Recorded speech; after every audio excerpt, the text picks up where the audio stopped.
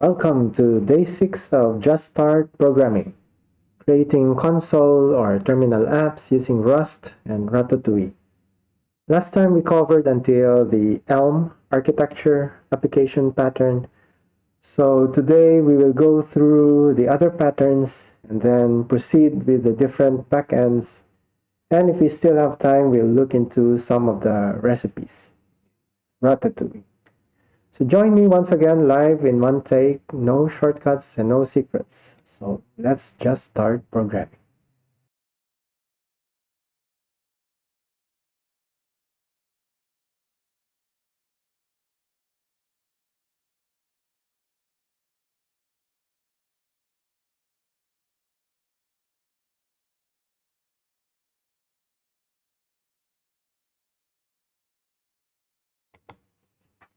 All right, so here we are.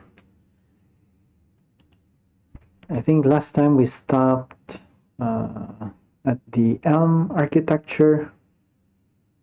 So today we'll continue with component architecture. So still under these different application patterns that you can do in Rust and using Ratatouille. So I have already opened it here in the next tab. And then let's go through component architecture. If you are interested in a more object-oriented approach to organize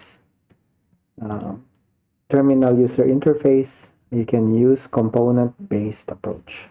So from the name itself, it's components. A couple of projects in the wild use this approach. We have GoBang. Let's see what's in here. So a cross-platform TUI database management tool written in Rust, 100% Rust. Okay, GoBang. GoBang is currently in alpha, a cross-platform TUI database management tool written in Rust. So using Ratatouille, we can build something like this. You have database, and then you have, it has pop-up as well. Okay, nice. So it says here, it's using the component architecture or component-based approach. And then there's another one here, EDMA. Let's take a look.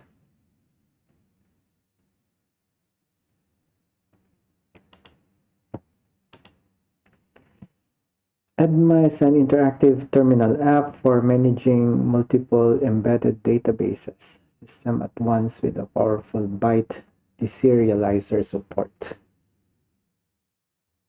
So it's also used as an interface in accessing embedded embedded database. That's where the name comes from. Embedded database management for all. As you can see, these are ASCII codes.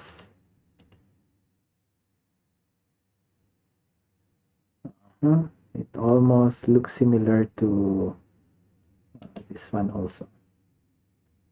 Go back. Okay. We also have a component template that has an example of this component-based approach. Okay, so this is from Ratatouille templates itself. Templates component. Ratatouille component template. So you can do cargo generate Ratatouille async template. Cargo generate or here, cargo generate Ratatouille templates component. Ratatouille hello world. I think we did hello world before in the first day. Let's see. Tutorials. or was it hello Ratatouille? Cargo generate. Oh, this one is simple. So maybe we can try it out and let's see and inspect. It's in the code. Okay, so let me close this, and this one. So we have already tried this one, cargo generate. This time we'll take this one and come back here.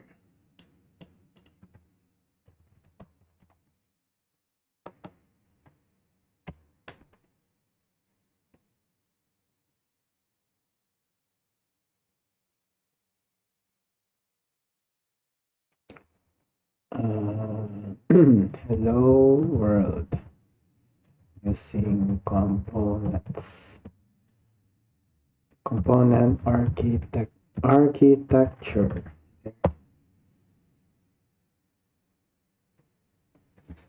Would you like to set a Git repository? No. Okay.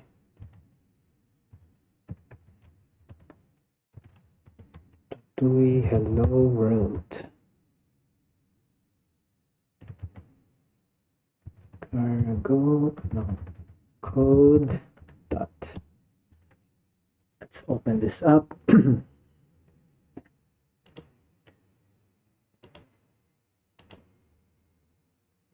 Readme.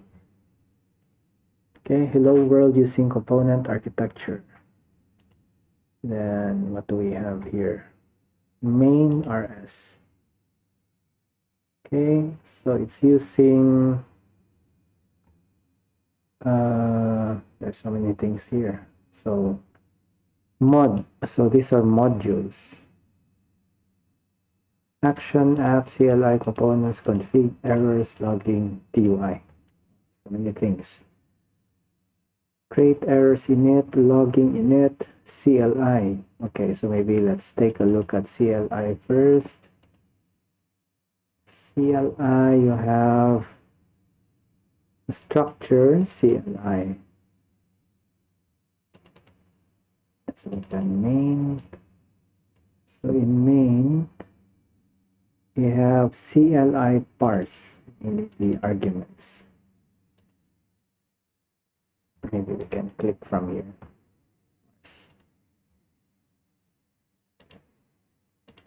Oops. What's wrong? Well, I think it's still still building. Let's wait for it to complete.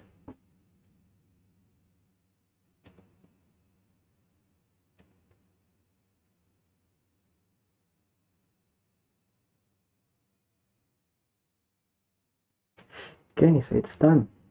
So now maybe we can click on parse and then inspect it a little bit. But it's derived. It's from derived.rs. Derived.rs is not here. CLI parse. CLI. Ah, okay. So this one is actually coming from this app. App is this app. Let's see. Yep. So it's from app.rs, new. Then you have MPSC, unbounded channel.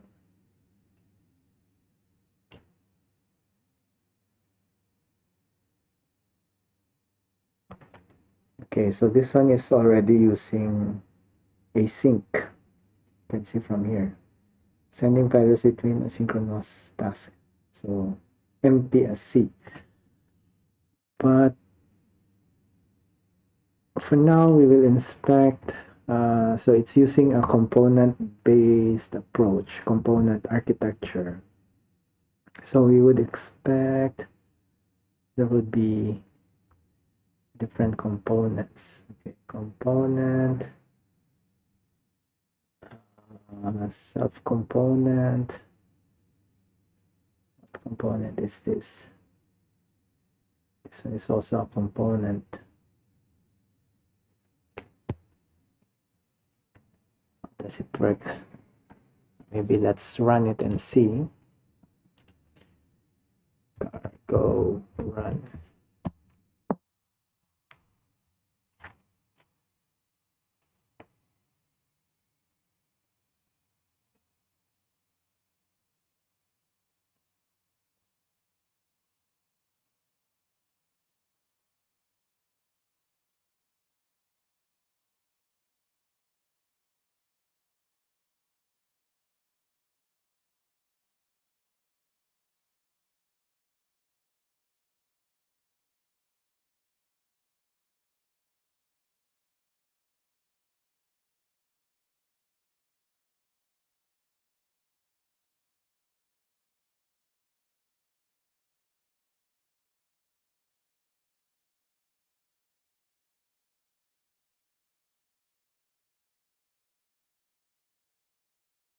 Ah, there.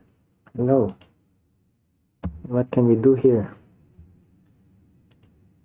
Hello world, and then there's this frames per second. So it's running or refreshing at 60 frames per second. Cute. Okay, cute quit.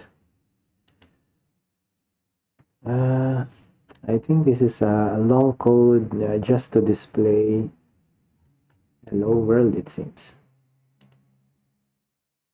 So here you have, what are the things here? Tick rate, frame rate.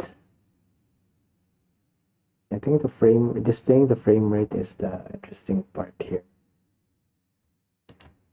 And here in the new, you have self, and then there's tick rate. Okay, because app in this case holds some properties, tick rate, frame rate, or some settings. Components. Okay, so here components would be just a vector macro containing box.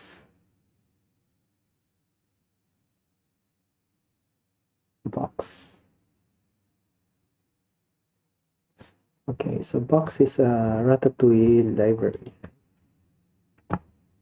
Box RS.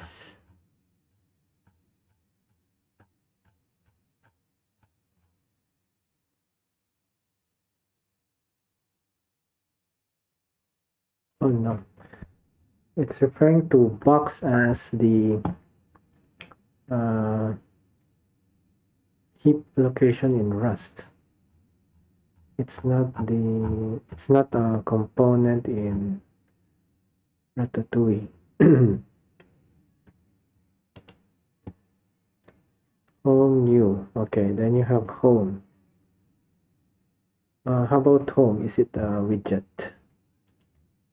Is it a widget? Home RS. Okay, so home RS is part of this source code. Home RS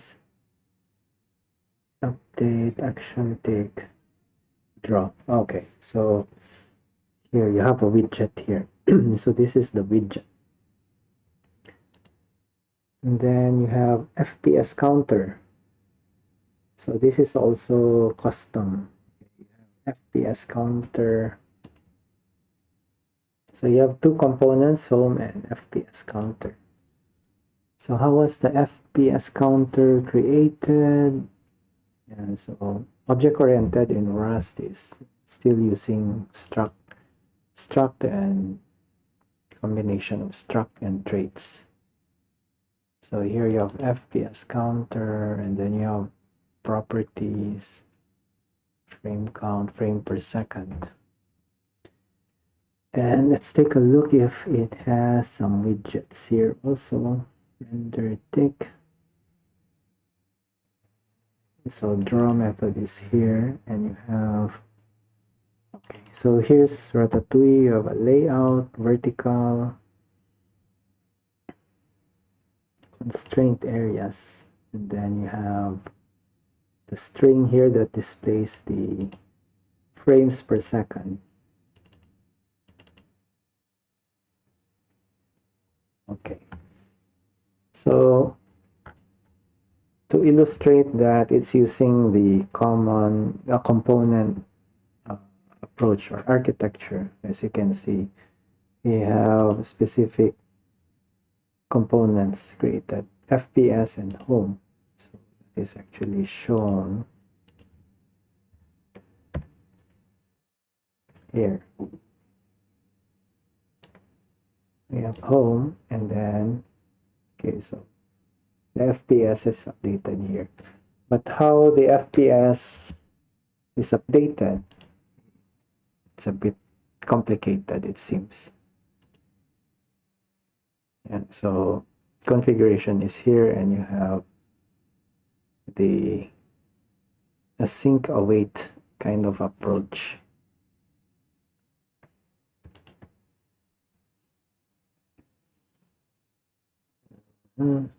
Async run is here.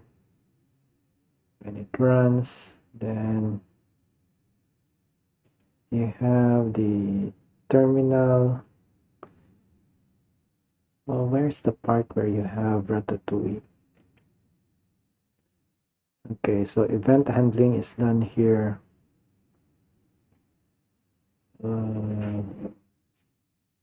Component handle key event. Okay, handle key event is when you press, I did press Q, push key,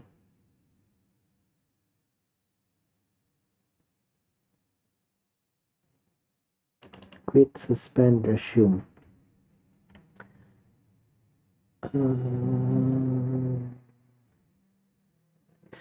Should quit,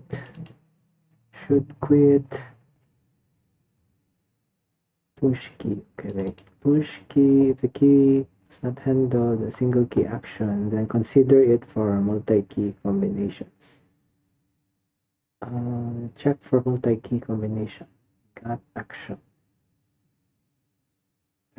clone.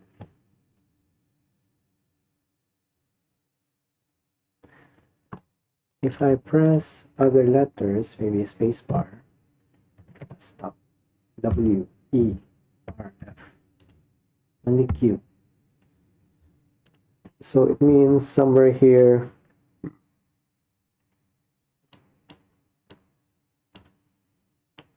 it handles key events for pressing Q. Okay. Got action.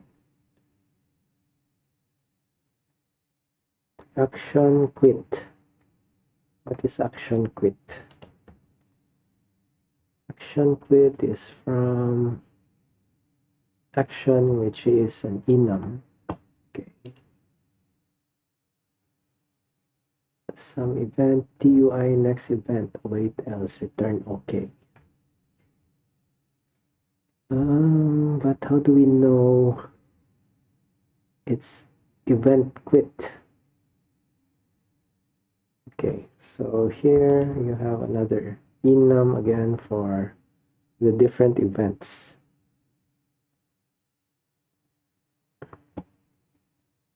That's also here.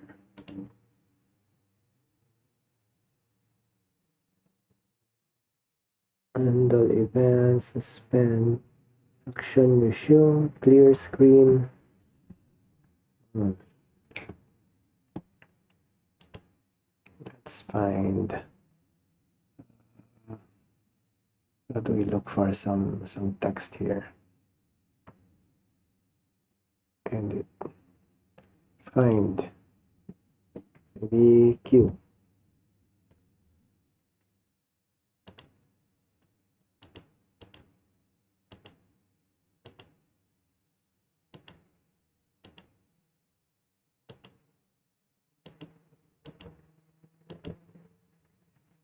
Q is nowhere to be found. So how did it know that I pressed Q?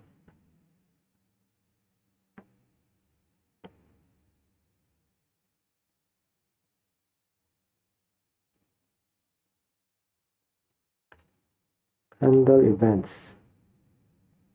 Okay, handle events. Next event. Match event. Action. How does it know it's quit?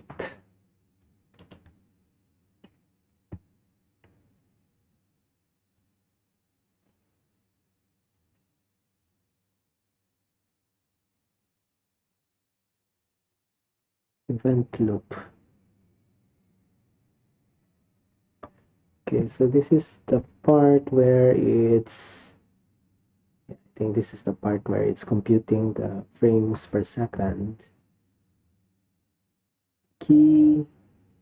Okay, so cross term event is here. Key. If key kind, event kind, press event key.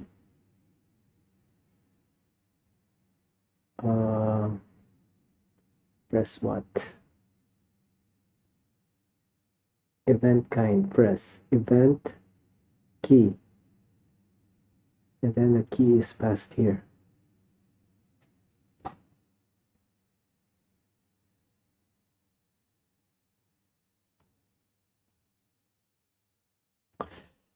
Is it specific to cross term?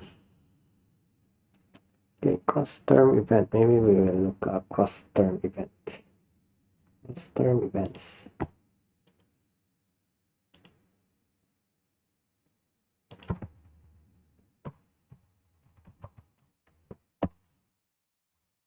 Old school Googling for answers. Cross term event key. Let's see. Key event in cross term event. Okay, so let's see. Key event, key code. Press is press. How does it know that we pressed Q?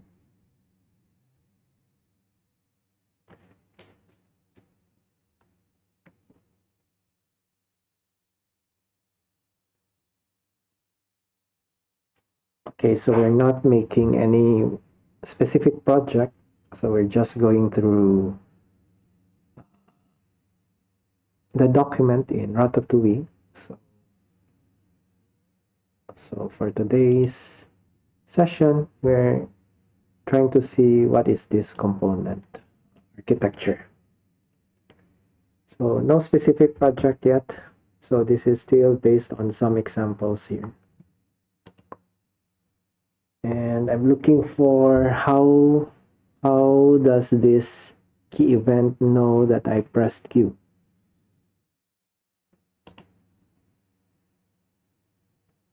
Match event. Okay, so it's a key press event. So it means that it will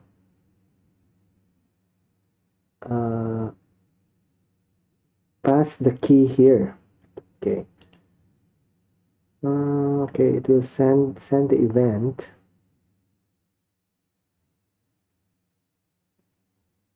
Exit. How?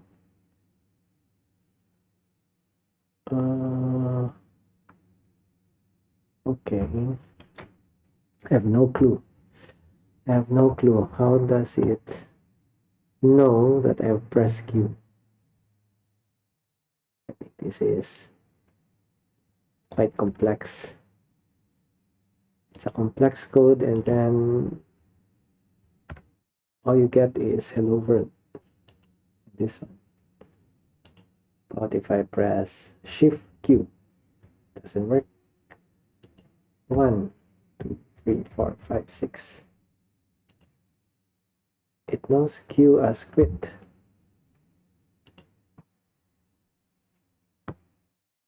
How do we find for some things here?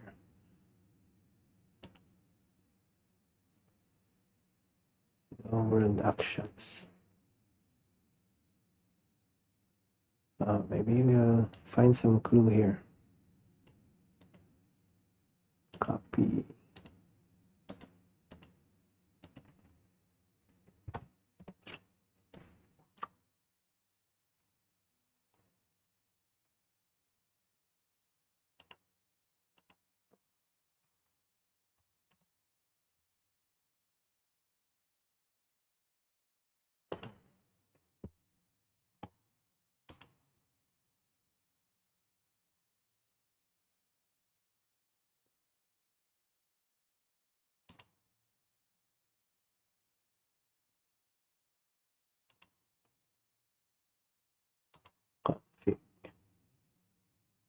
config.json file.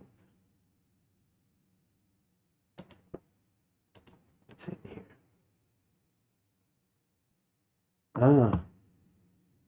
Here. Key bindings. This is where it is. Okay, key bindings home. Q for quit application. Control D, quit. Control C. Control Z, suspend. Okay, let's try this out.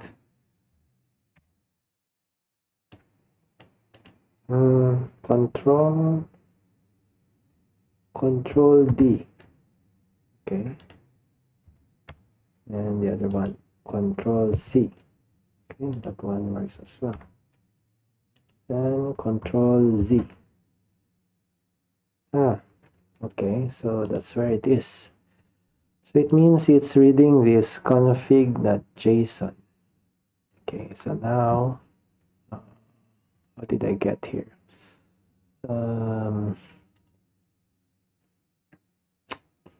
Let's close this. Config.json.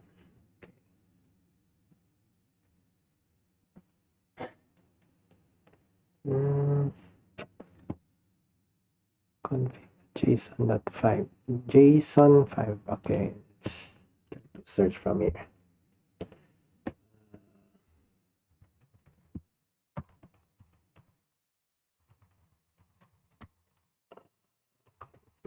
JSON 5.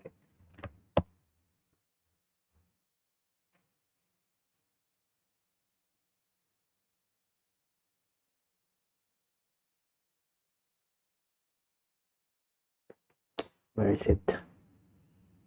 There. Source config.rs. Okay. Source config.rs. Source config.rs. Okay, so here, this is where it's reading config JSON 5. Config. Okay, then from config,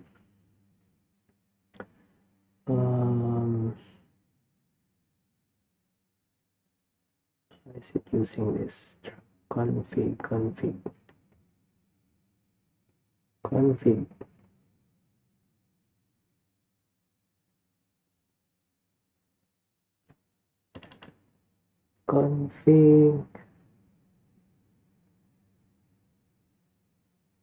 no configuration.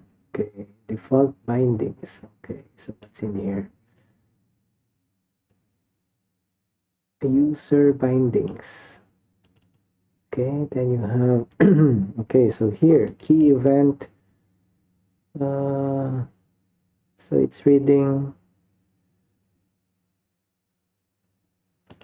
okay, let's see, from here it's reading this as JSON, and then key bindings home, this one. Okay,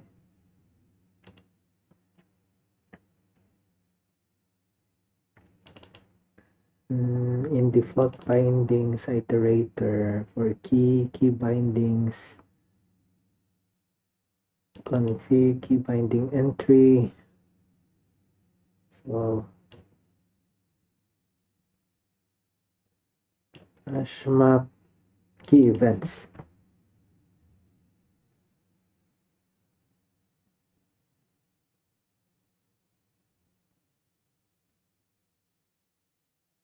Command clone. Key clone. Okay, so key is here. User bindings. User bindings.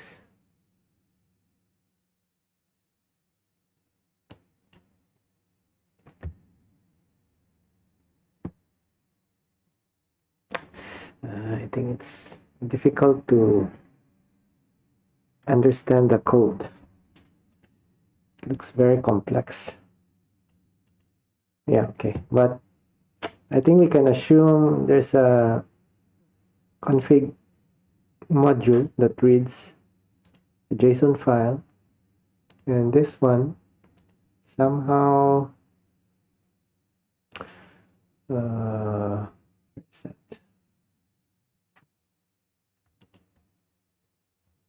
somehow the events are handled in such a way that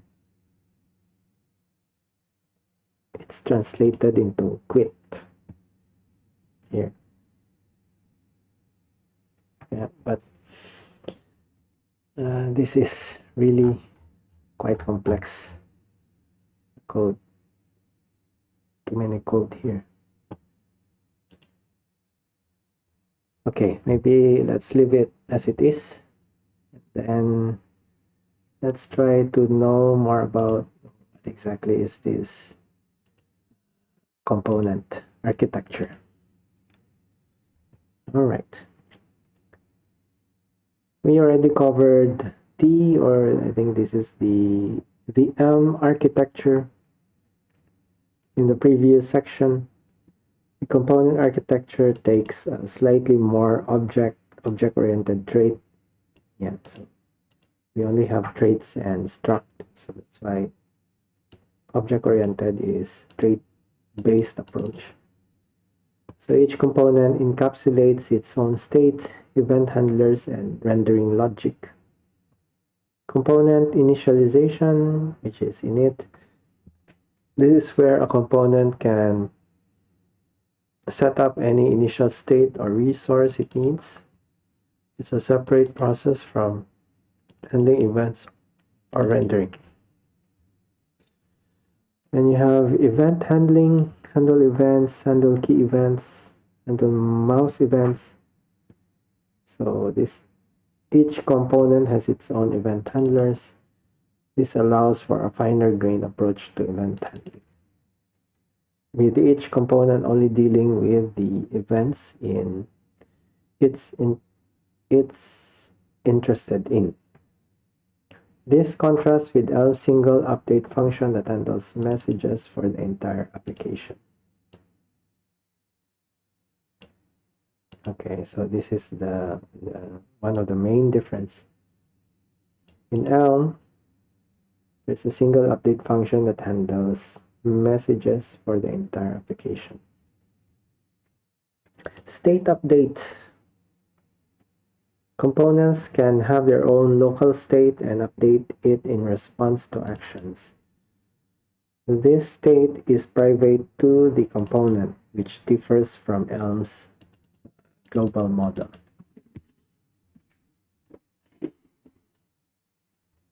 Rendering. Render. Each component defines its own rendering logic. It knows how to draw itself given a rendering context. This is similar to Elm's view function, but on a component by component basis. Okay, so here you have init, event handling, state, update, and rendering. Here's an example of the component trait implementation you might use. Component trait. Okay, so trait, and you have init. And then the component, you'll have handle events. Okay, this component will have its own event handling. Then state update and rendering. Okay, so let's see. Handle events, update, and render. Okay, in this case, yeah, there's no code here. Yeah, but this is the recipe for the component. Component, handle events, state update, and render. So here in this one, okay, so if we have home as a component, so this is a component for home. We have event handling. Here you have update, state update, and draw is rendering. Okay, so it follows that pattern. In FPS as a component, you have, okay, so this is the init.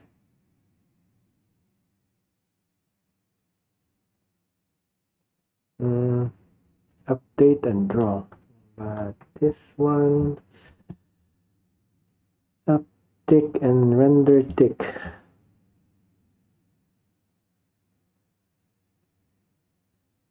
Okay, probably this is how events are being handled.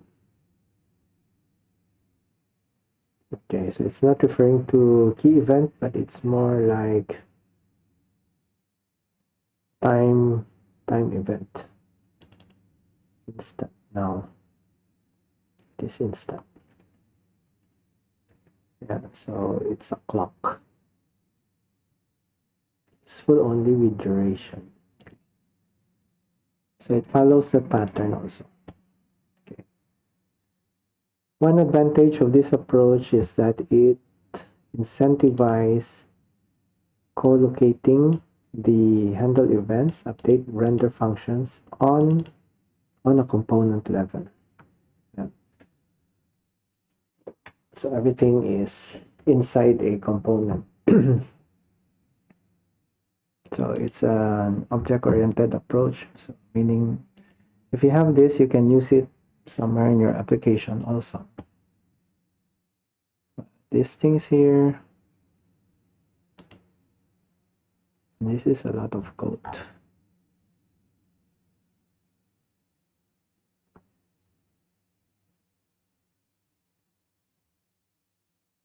Okay, just handling the asynchronous async await kind of approach. Okay, let's move on to Flux architecture. Flux architecture here. So Flux architecture, Flux is a design pattern introduced by Facebook to address the challenges of building large-scale web applications. Though originally designed with web applications in mind. The Flux architecture can be applied to any client-side project, including terminal applications. Here's a real-world example of using the Flux architecture with Ratatui. Okay, let's open this one. Rust chat server. Okay. It's a TUI binary provides terminal-based UI for the Rust chat server. The interface communicates with the server using a TCP client via our comms library. Flux architecture.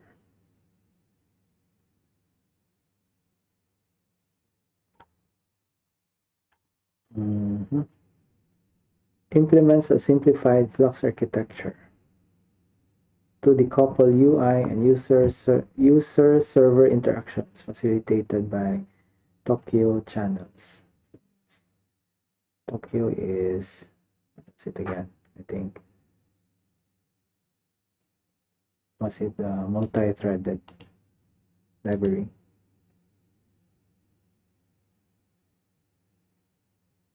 Messaging. Okay, so it's messaging. Flux architecture from Facebook. Uses for building client-side web applications. It complements React's composable view components by utilizing unidirectional data flow. It's more of a pattern rather than a formal framework. You can start using Flux immediately without a lot of new code.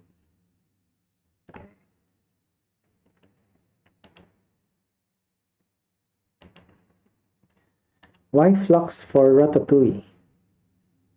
Terminal applications often have to deal with complex user interactions, multiple views, and dynamic data sources. Keeping the application predictable and the logic decoupled is crucial. Flux with its unidirectional data flow allows Ratatouille developers to have a structured way to handle user input, process data, and update the views. Flux Ratatouille overview. Dispatcher. The dispatcher remains the central hub that manages all data flow in your applications. Every action in the application, whether it's a user input or a response from a server, will be channeled through the dispatcher. This ensures a unified way of handling data.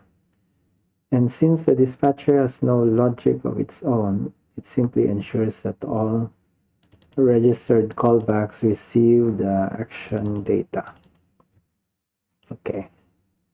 We have a struct dispatcher.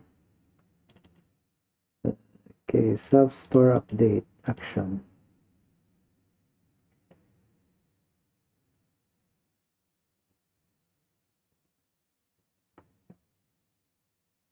Okay, so ensures a unified way of handling data.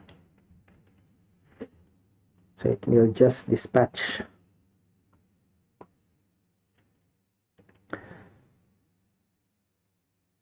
Stores. Okay, what are stores? Stores in Ratatui hold the application's state and its logic. They could represent things like a list of items in a menu, the content of a text editor or viewer, user configurations or preferences. So stores listen for actions dispatched from the dispatchers. Okay, so it listens for actions. When a relevant action is dispatched, the store updates its state and notifies any listening components or views that a change has occurred. Okay. So it will listen for actions and updates its state. So in a way, it's storing the current state, and notifies any listening components or views that change has occurred.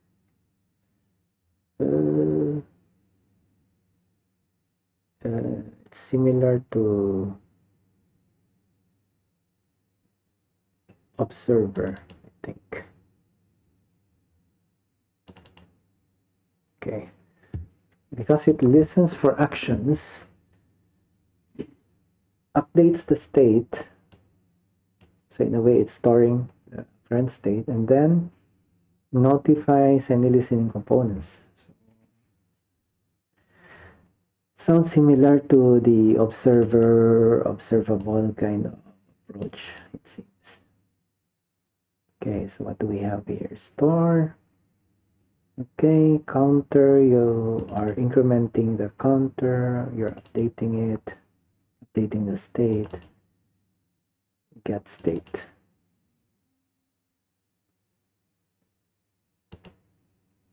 Actions.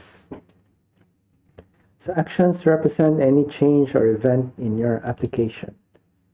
For instance, when a user presses a key, selects a menu item, or inputs text, an action is created. This action is dispatched and processed by the relevant stores, leading to potential changes in application state. Action, okay, action can be increment or decrement. Increment or decrement. Views and widgets. Okay, Ratatui's widgets display the application's UI. They don't hold or manage the application state, but they display it.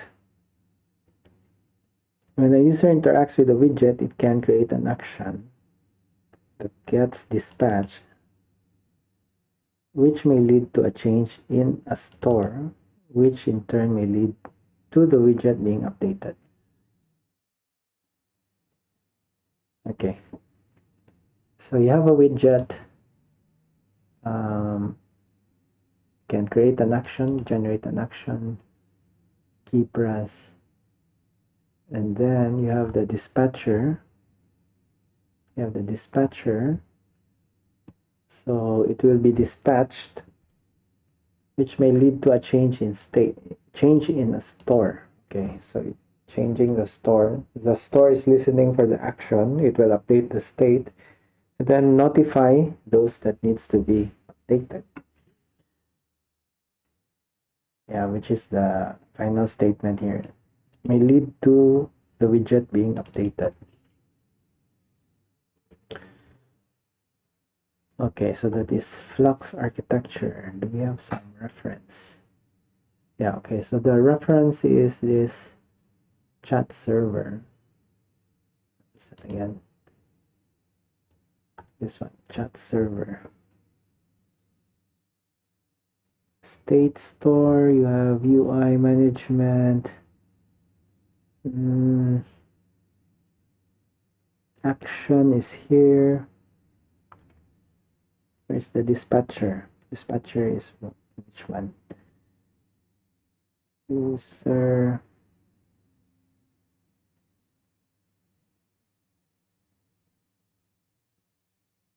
Okay, so subscribe to state changes. Okay, this is the store.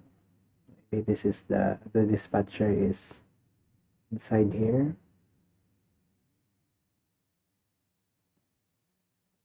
So this one, this is the store, so it notifies this for update. Okay, so roughly the ingredients are in here. Okay. Let's continue. So after this application patterns, then we move on to backends. Okay. Backends, what are backends? Ratatui interfaces with the terminal emulator through a backend.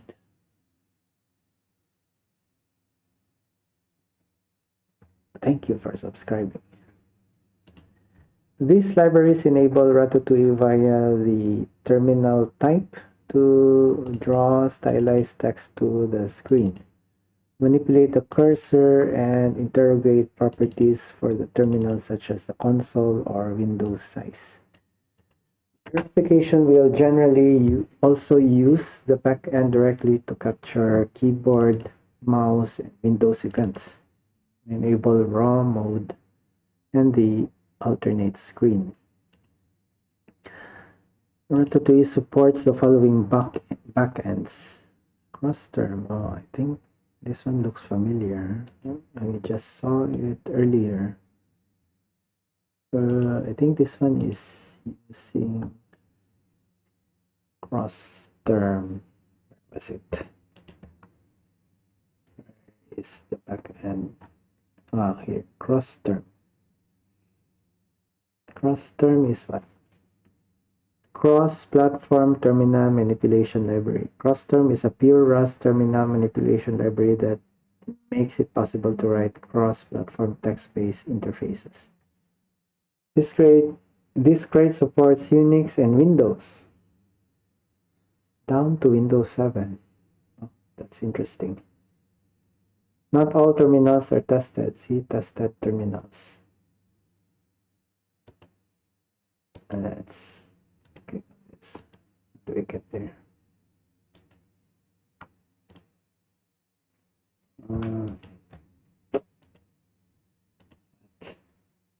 The link is not working.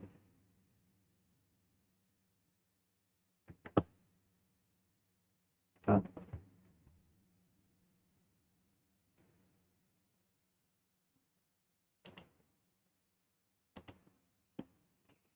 Tested terminals, Windows 10, Windows 8, 10 and 11. Okay, so my machine is in Ubuntu. Windows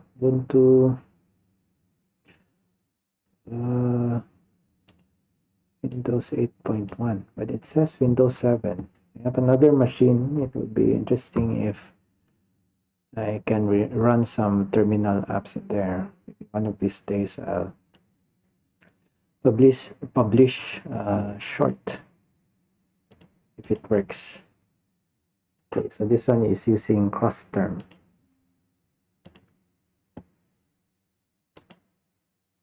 So you have cross-term backend. Okay, cross-term via cross-term backend, and then cross-term. Okay, cross-term enabled by default. Termion via Termion backend and Termion feature. What is Termion? This Termion. Termion is a pure Rust mindless library for low-level handling, manipulating, and reading information about terminals. This provides a full-featured alternative to Termbox. Okay, so Termion aims to be simple and yet expressive. It is bindless, meaning that it is not a front end to some other library. Example, ncurses or Termbox. But a standalone library directly talking to the TTY.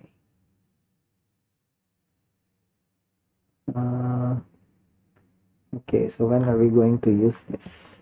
When do we use Termion?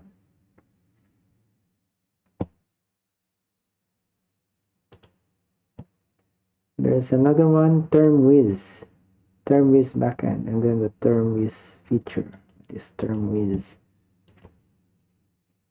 Terminal wizardry for Unix and Windows. Okay, so it supports Windows as well. This is a Rust script that provides a number of support functions for applications interested in either displaying data to a terminal or in building a terminal emulator. Windows support.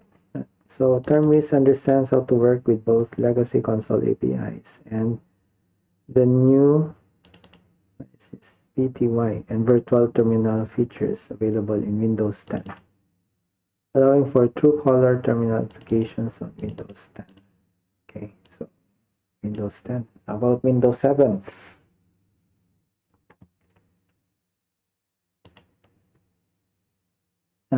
A test backend which can be useful to unit test your application's UI. Oh, that's interesting. So you can somehow test how it is displayed. Okay, oh, you can do assert buffer lines.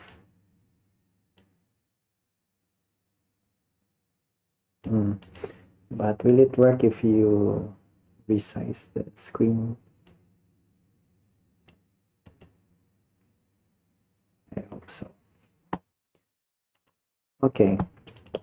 For information on how to choose a backend, see comparison. Okay. Each backend supports raw mode, which changes how the terminal handles input and output processing. An alternate screen, which allows it to render to a separate buffer than your shell commands use. And mouse capture, which allows your application to capture mouse events. Oh, wait, let's try this one once again. Not that one, this one.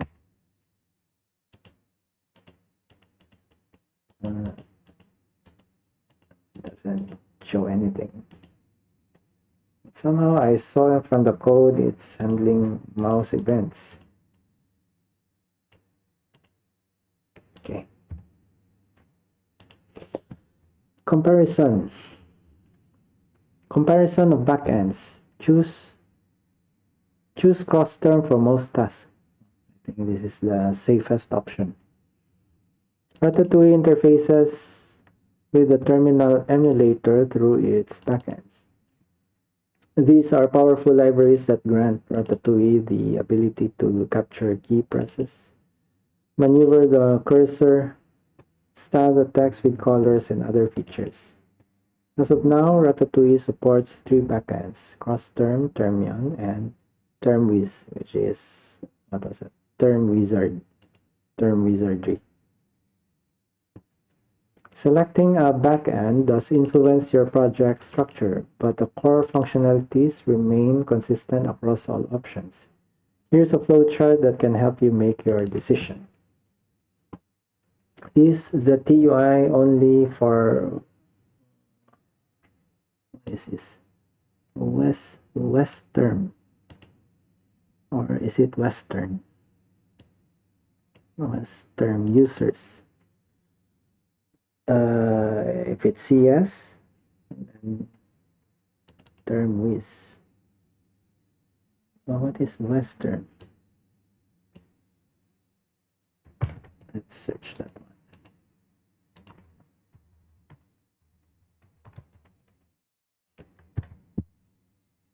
Western. West Terminal Emulator. Western is a powerful cross-platform terminal emulator and multiplexer written as implemented in Rust.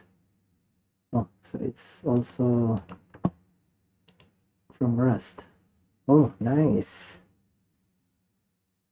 Cross-platform terminal emulator.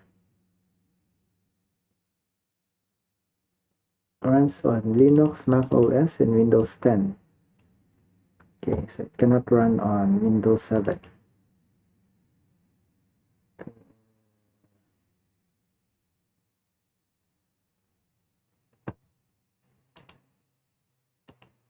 Okay, so TermWiz.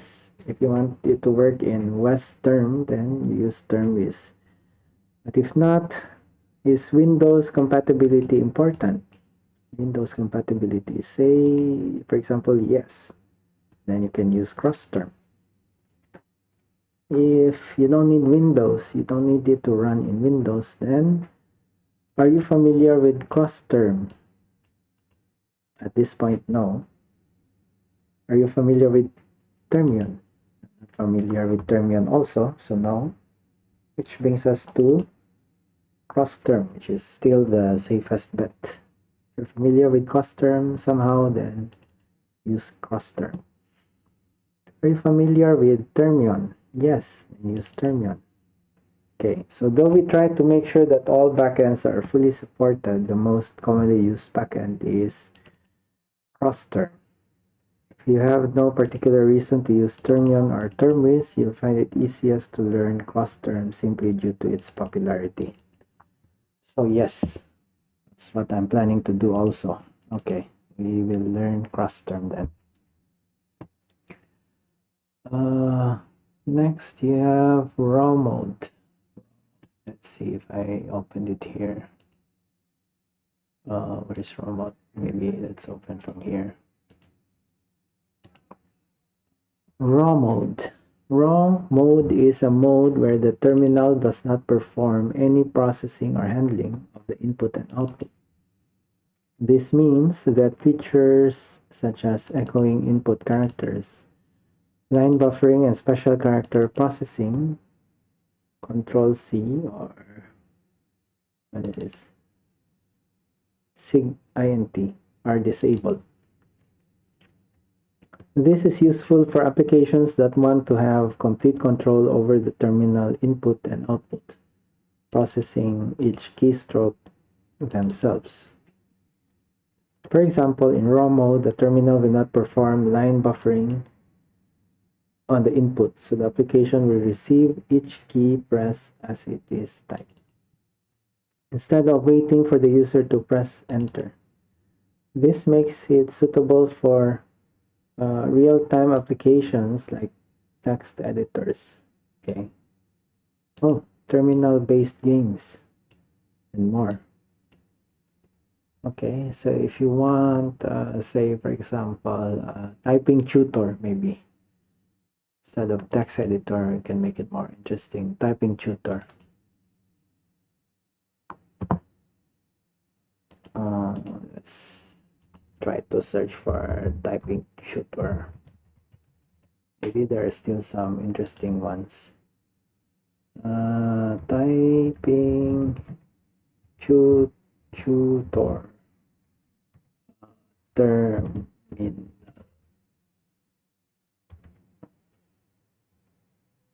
terminal-based typing test. Let's see how it looks. Terminal-based typing test. Oh yeah, okay. I think you can do this using raw mode. Okay.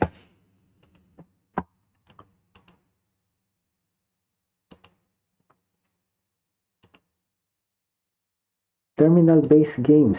That would be interesting. But how would it look like? Maybe you can do Pong, or I'm not sure, using ASCII text perhaps. Maybe. Okay, each backend handles raw mode differently, so the behavior may vary depending on the backend being used. Be sure to consult the backend specific documentation for exact details on how it implements raw mode. Okay, alternate screen. It's alternate screen. Alternate screen is a separate buffer that some terminals provide, distinct from the main screen. When activated, the terminal will display the alternate screen, hiding the current content of the main screen. Applications can write to this screen as if it were the regular terminal display, but when the application exits, the terminal will switch back to the main screen, and the contents of the alternate screen will be cleared. This is useful for applications like text editors or terminal games. Once again, interesting. That want to use the full terminal window without disrupting the command line or other terminal content. This creates seamless transition between the application and the regular terminal session, as the content displayed before launching the application will reappear after application exits. Okay, so the content displayed before launching the application will reappear after application exits. Take this hello world program below. If you run it with and without the std execute enter alternate screen and the corresponding leave alternate screen, you can see how the program behaves differently. Okay, so what's in here?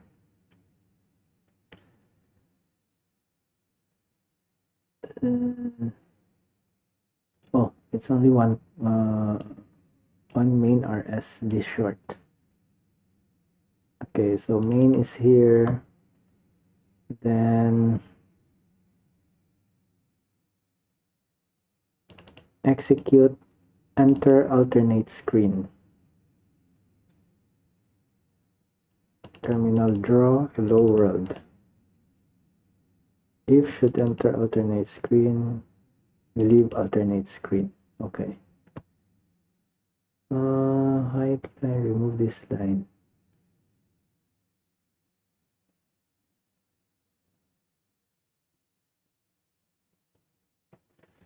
With alternate screen, cursor is here before program starts. It's here. Okay, cargo run through. Hello world is over here. Okay. Cursor is here. It goes back to this one. Without alternate screen, cursor is here before program starts. And run hello world is here. Okay, now the cursor is here without the alternate screen. Okay, so because alternate screen, the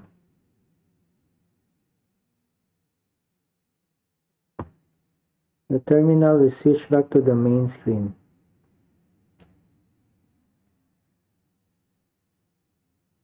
A seamless transition between the application and regular terminal session. Okay, the content displayed before launching the application will reappear after the application exits. So it has some way of storing the previous state of the terminal.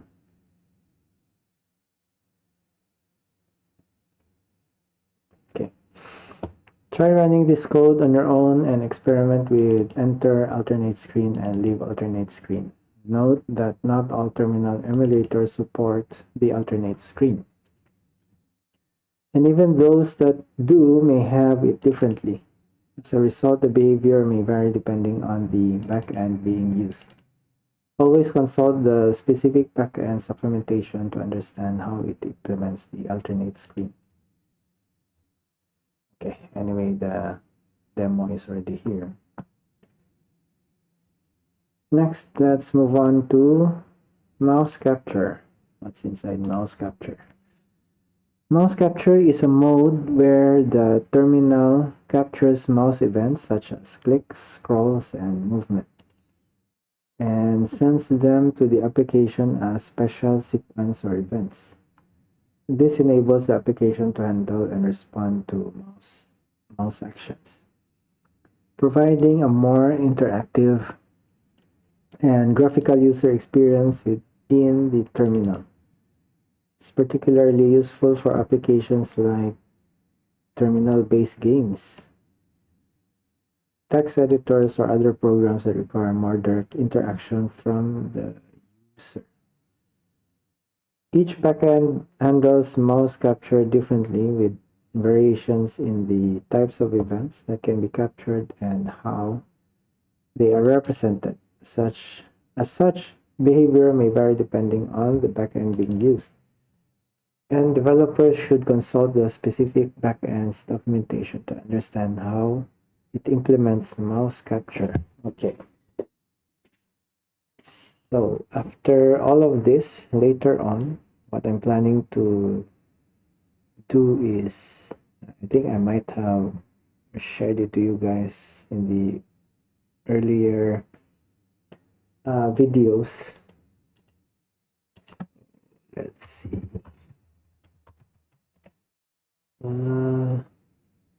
What's that? Norton, this doctor.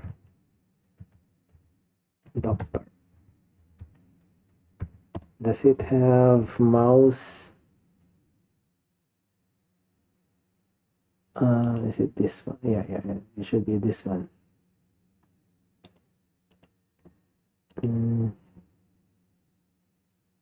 Does it support mouse?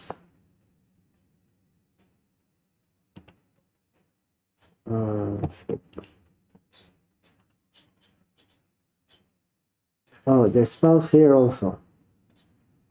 How does it work? Translate.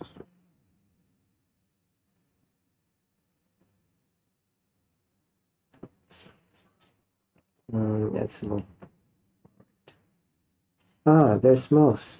There's mouse. Yeah, I really like how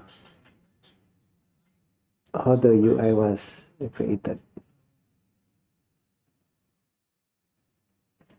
And then they have this shadow, and then how the window pops up. I think it's starting from the middle going outward. Okay, so you have I think these are key events. You have key events here at the top also. Key handling, I mean. And of course you have mouse. Okay, that's the goal. So most likely,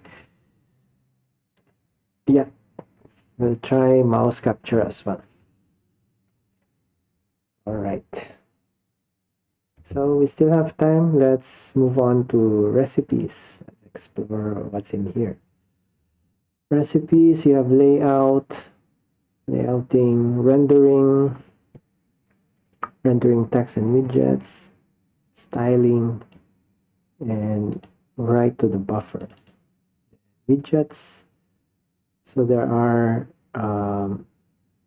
different widgets as well, like paragraph, block, and you can create your own custom widget. Yeah, so maybe I'll be creating a custom button also with the shadow. Testing. Okay, so how to test TI application. I think there was a backend that mentioned, what was it? Was it here? Backend. Oh, it mentioned about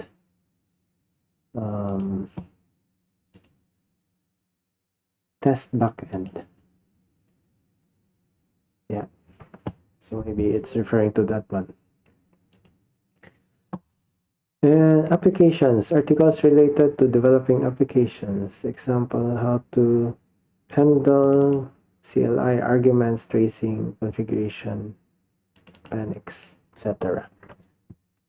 Okay, so let's start with UI layout. What do we have here? We have grid layout, center a rectangle, collapse borders, create dynamic layouts, layout concepts. Okay, maybe let's start with this grid layout. Problem, you want to create a grid layout for your TUI application where widgets are arranged in a grid-like structure. Solution, to create a grid layout, you can use layout struct to define the horizontal and vertical constraints of the rows and columns. Combine these constraints with iterator methods to create a grid layout.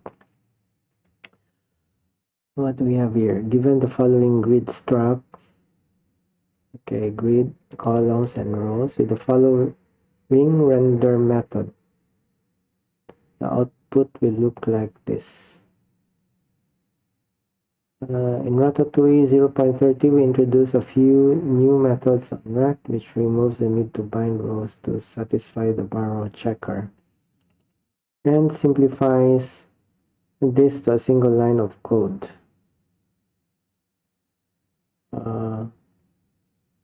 Bind rows.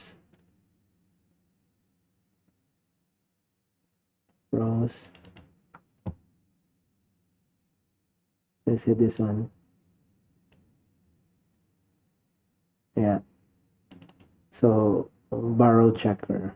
Okay. So here you have ampersand. Now you don't need the ampersand. How do we try this out? Okay, so let's see what do we have here. Okay, let's close this. This is the most complex TUI I have ever seen.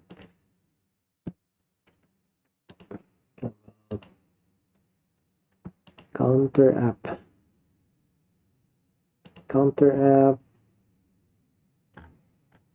Cross term. Okay, we're using cross term, and here, where's the layout? Okay, we have render.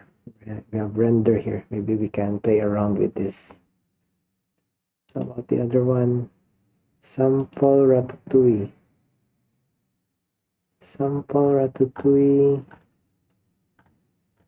This is also cross term. Simple events. Oh, we might have already tried something before. Content 1, 2, 3. Okay, maybe we'll use sample Ratatouille instead. Okay, so let's come out from this one.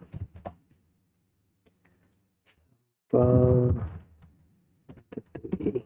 Let's run it first and take a look. Cargo run. Content 3. Content 3 here.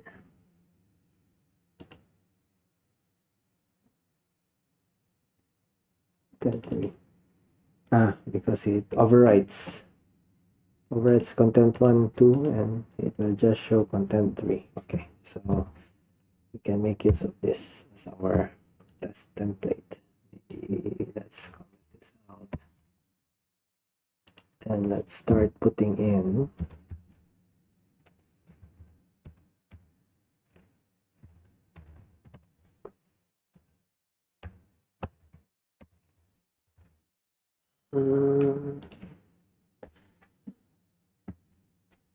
implement widget for grid. Okay, so first we need to come up with a struct.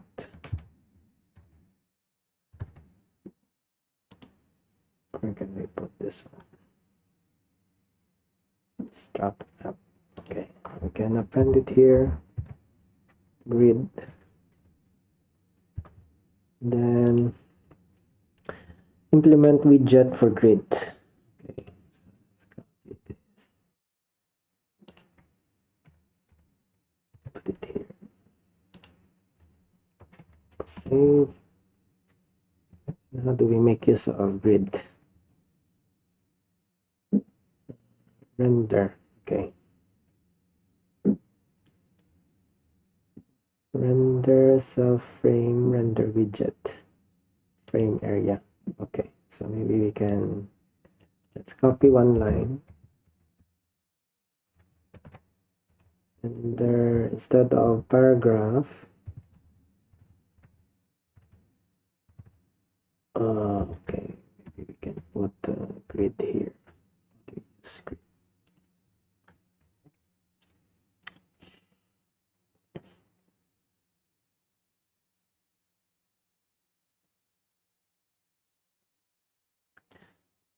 Area is already here. Buffer. Okay, so we have frame area. How do we pass in frame? Area rect.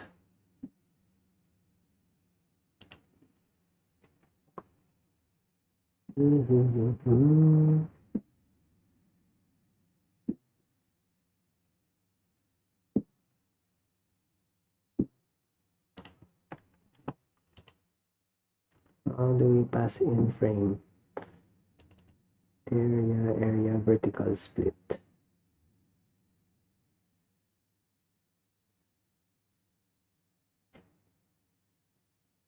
Frame render widget. Frame render widget paragraph.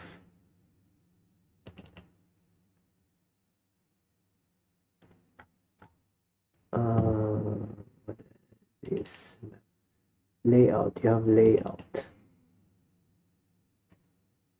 Vertical split. Paragraph is here.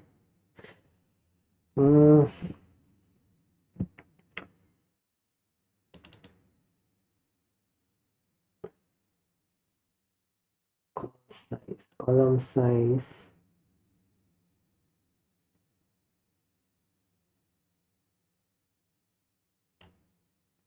Constraints. Okay, so columns are here. But how are the columns being set? Constraint length 9. Let's come back to this one. Output will look like this.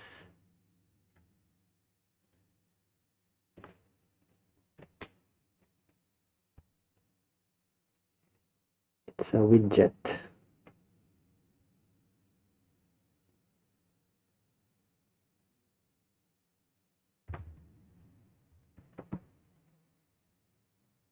Do we create a grid? Frame area, render widget. So render widget will be here. We can put grid.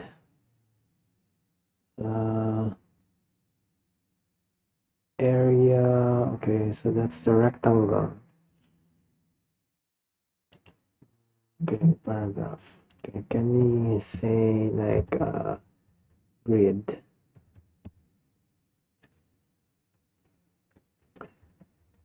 Grid. What are the functions that we have here?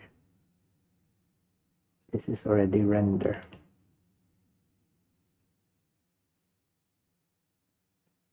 Render, but it's not render widget. And you have the area. Okay. So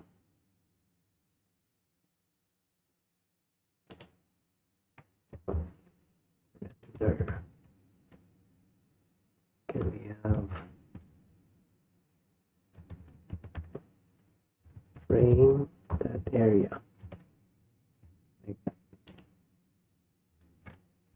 Frame that area. And then buffer. Where do we get buffer?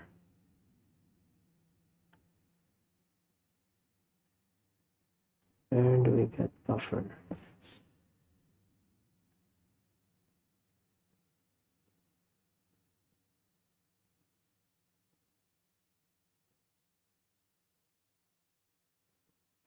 Create columns, use size.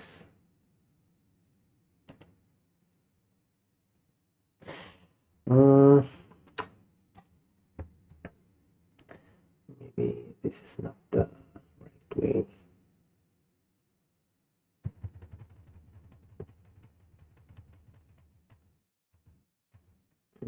Okay, great. Let me do something like this.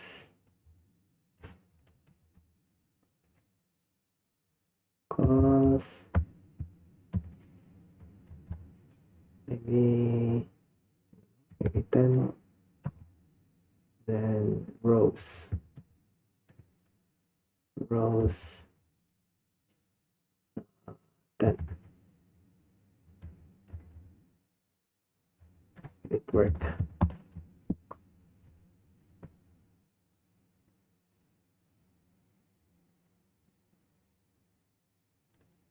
And it worked. Oh, wait, something's wrong here. Widget. Cannot find trait widget in this scope.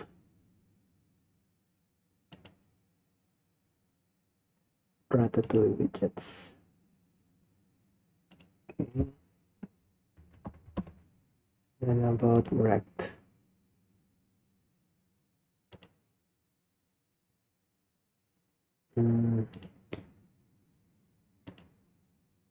Rect and then buffer.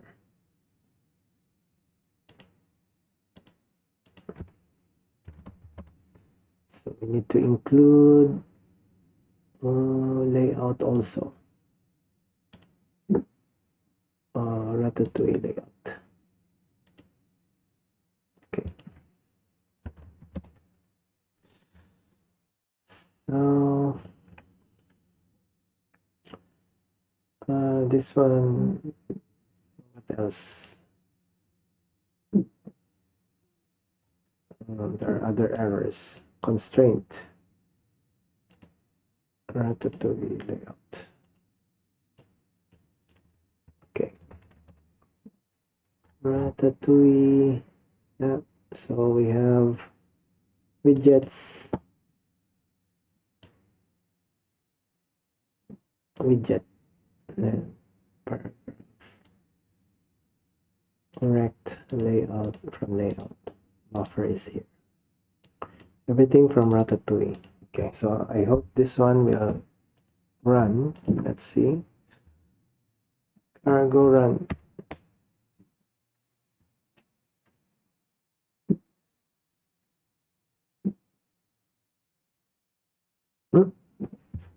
There it is. Area 16.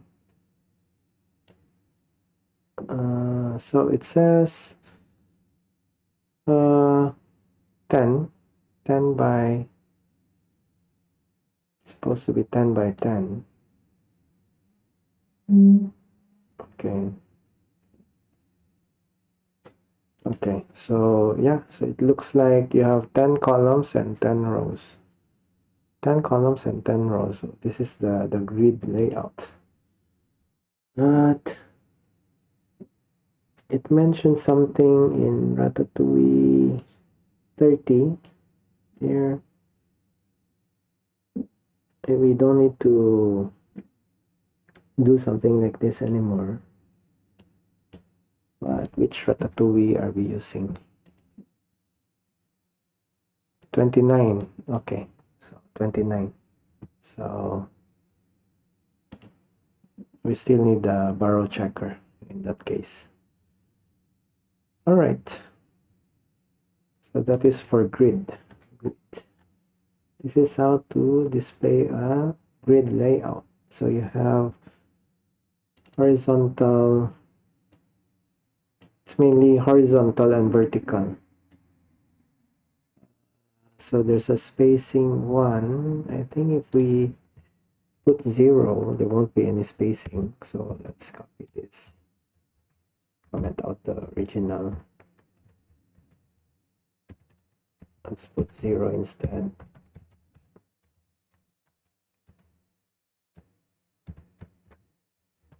Let's make this 0 also.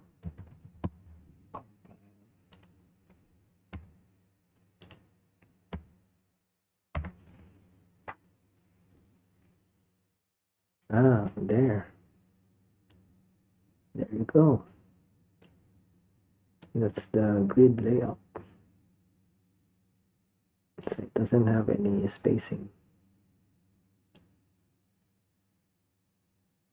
Yeah, but if it's too small, then the text won't be rendered properly. So it has some kind of a minimum size.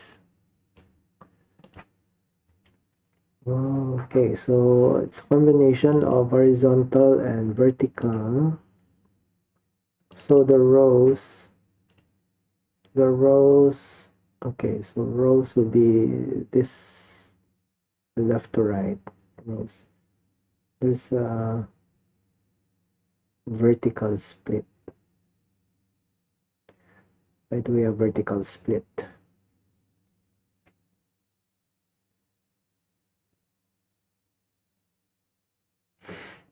Splitting vertically means you're slicing, I think you're slicing horizontally. You're splitting vertically. Maybe that's why rows is being used here.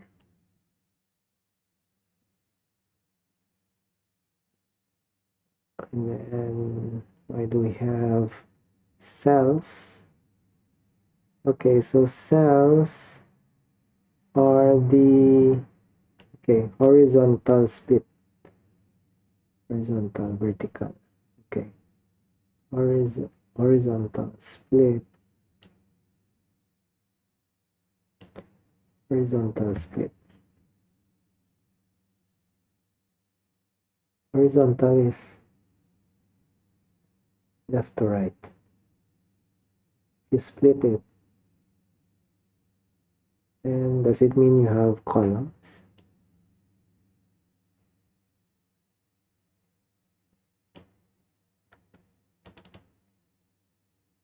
And inside the cell, that's where you have, you have a text. You have a text inside the cell, area 01. Okay, so it's incremented, block bordered. Bordered. Okay, bordered. So maybe that's why you have the square here. It's bordered.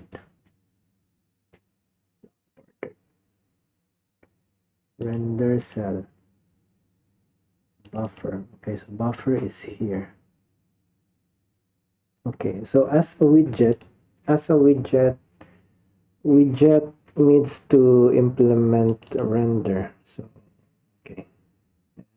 As you can see over here, I did not specify anything. It's just a grid. Then render widget will have frame area. It's displayed like this. Okay, all right. Well, let's end here, and maybe on the following day we'll try some other recipes here in Ratatouille. And thank you so much for joining me today, and see you in the next video.